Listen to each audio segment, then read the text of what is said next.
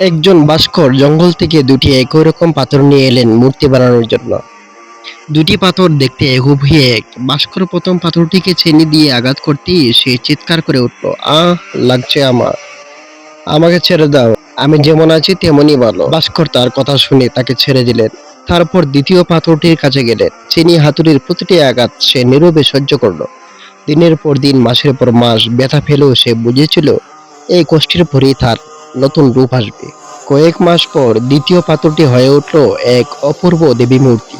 গ্রামের মানুষ মন্দির বানিয়ে সেই মূর্তি স্থাপন করলো। হাজার হাজার মানুষ আসে, ফুল দিয়ে পূজা করে। আর প্রথম পাথরটি তাকে ভেঙে সেই মন্দিরের সিঁড়ি বানানো হলো। এখন মানুষ তার বুকের উপর পা দিয়ে মন্দিরে উঠে দেবীকে পূজা করতে। একদিন সিঁড়ির পাথরটি দীর্ঘ শ্বাস ফেলে দেবী মূর্তিকে বলল, আমরা তো একই ছিলাম, তোমার এত সম্মান, আর আমার কপালে শুধু লাথি আর লাথি। দেবী মূর্তি হেসে উত্তর দিল, বন্ধু, আমরা একই ছিলাম সত্যি, কিন্তু আমি আঘাত সহ্য করেছি, তুমি করোনি।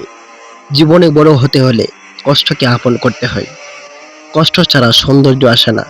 যে আঘাত সহ্য করে সেই পূজিত হয়।